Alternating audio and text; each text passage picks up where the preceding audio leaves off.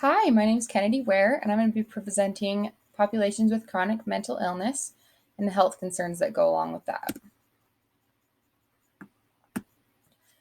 So, a little bit about people with chronic mental illness.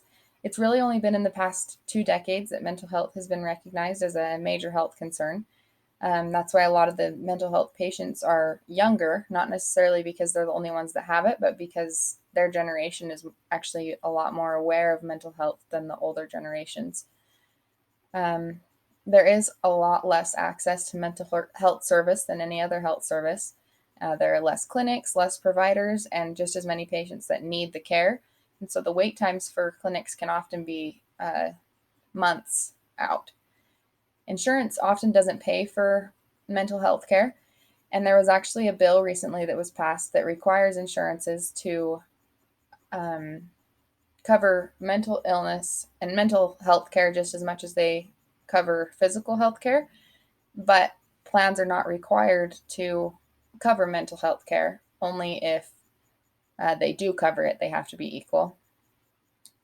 People with chronic mental illness often have comorbidities because of their mental illness, whether it's because they're not able to take care of themselves or because they don't seek other treatment. And so they have other conditions that go along with the mental illness. Non-Hispanic and white non-Hispanic white people often have higher instances of mental illness, and only 33% of people with serious mental illness have seen a healthcare provider in the past year. So, the size of the population in our area, Weaver Morgan Health District, we're actually the second highest percentage in the state. We have 25% of people who are diagnosed with a mental illness. First place is Tooele County with 27.5%. And although these districts and counties are the highest, Provo City has the highest percentage with 34.6. Ogden is 28.1. Utah's population has a percentage of 24.2% of people who have experienced a diagnosed mental illness, and the national percentage is 18.9. Utah is actually the highest with their 24.2, and the lowest is New Jersey at 14.7. Australia has the highest percent of mental illness in the world with 18.4%. The lowest is Vietnam with 9.72%. The United States is in fourth with 17.3%. And that information is from the Public Health Indicator. So the contributing factors, the social determinants of health that affect people with mental illness. People living in poverty are about 3 times more likely to struggle with mental illness. However, people in a higher social class are much more likely to seek help. And this could be because they have the money to do so. So unfortunately, the people that need it the most are the ones that are least likely to seek help. Incarcerated persons often have mental illness, and this is obviously a problem because there is very low access to health care when they're in prison. Some people are homeless because of their mental illness, and some mental illness is the reason that people are homeless. So if they had a job and lost it because they were unable to go or had problems on the job because of their mental illness, that could make them homeless. And some people that are homeless develop a mental illness because of that. And higher education reduces the rate of depression and anxiety disorders. But unfortunately, many people with mental illness are not educated and do not have higher education, or some even don't have a high school diploma. So some specific things that relate to mental illness. Eating is often a problem. Some may eat too much or too little with eating disorders, and also with exercise. They can over-exercise when they're stressed, or they can exercise not hardly at all. Mental illness can stop someone from furthering their education or maybe even finishing high school. Sometimes the stresses of higher education are just too much. Mental illness can keep people from succeeding in the workforce, and that puts them into poverty, which also contributes to low mental health, like we talked about before. In poverty, people are 3 times more likely to have a mental illness. And a specific problem to mental health that doesn't really apply to more physical health problems is there are not enough providers and too few clinics to meet the demand of patients. So some of the root causes, I had a hard time doing this because there are many causes that that you could different ways that you could go with mental illness. Every person is different, every situation is different. So I just did a couple.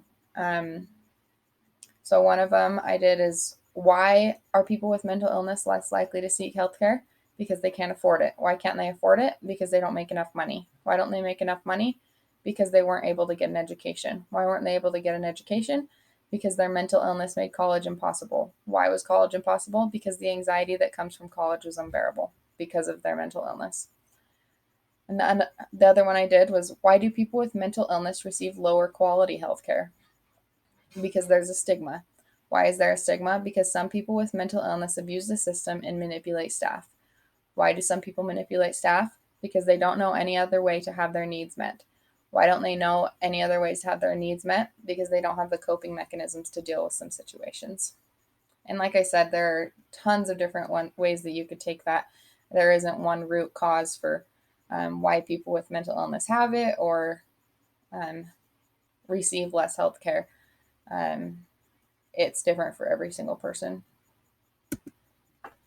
So as far as Maslow's goes, this also is totally different for every person, because while poverty does make a higher likelihood of mental illness, it affects people in all classes and every kind of person. So this can be super different for people.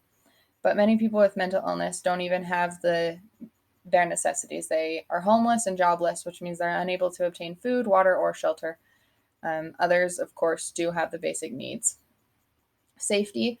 People that are homeless obviously don't have their security needs met. They sleep on the streets and don't have a safe, warm place to go.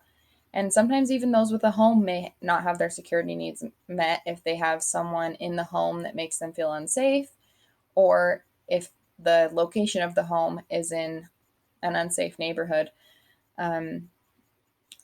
Abuse and domestic violence are things that can also lead to mental illness. So, not having a safe place to go in the house is a huge problem as well.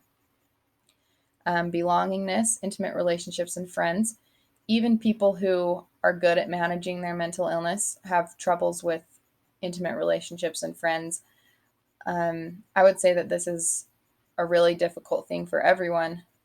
And a lot of people that have mental illness really do not have the highest potential of their relationships. And when they do seek treatment and take care of themselves and try to do the best they can, their relationships can be meaningful and intimate, but that's really hard for people.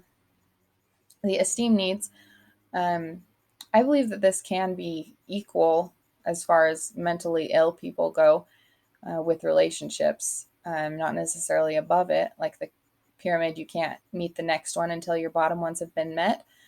But I think some people may skip the relationships and actually reach great potential and achievements on their own, and they are really good workers and can do stuff by themselves. It's when you put a person in with them that they have a really hard time. And I think that problem is unique to mentally ill people, because sometimes they're better independently, and in isolation, it's when they have to rely on and interact with other people that they have a harder time. So self-actualization, if a person is able to manage their illness and overcome obstacles, they really can reach their full potential, but that can only happen with proper treatment and continuing to have the proper treatment, and many people are unable to do that for various reasons.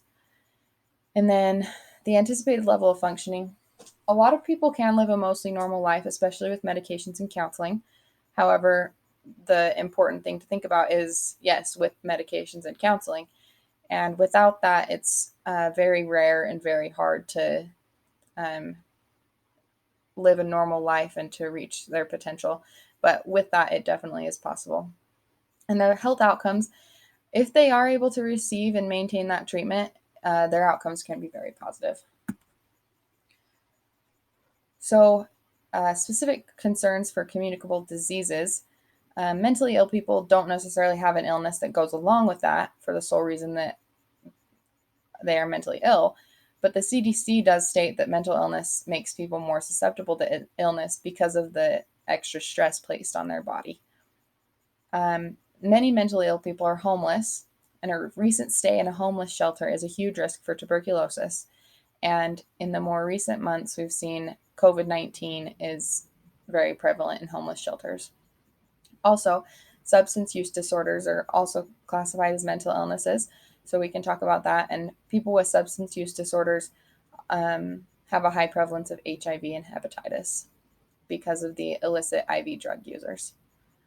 So to reduce these occurrences, we could test people prior to entering a homeless shelter for tuberculosis, but I'm not sure what we would do if they tested positive, send them to the hospital, try to get them on a treatment, but that would be hard to continue them on the treatment, and it doesn't seem right to deny them from the homeless shelter. So I don't have a perfect answer for that. But I know that there are some police stations and places that have the safe needle disposal boxes to encourage the drug users to use safe and clean needles. So non-communicable diseases. People with mental illness are more likely to develop cardiovascular disease, stroke, diabetes, and Alzheimer's. And this is thought to be because, like we said before, the excess stress put on the body and mind. This problem may be able to be alleviated by helping people get medications and counseling, just like everything else, and teaching them how important it is to manage their mental illness so that the other chronic conditions don't come along. And as far as self-care and self-harm, unfortunately, this population is at major risk for self-harm. In 2018, there were 48,344 suicides just in the United States. This doesn't include attempts or non-fatal self-harm.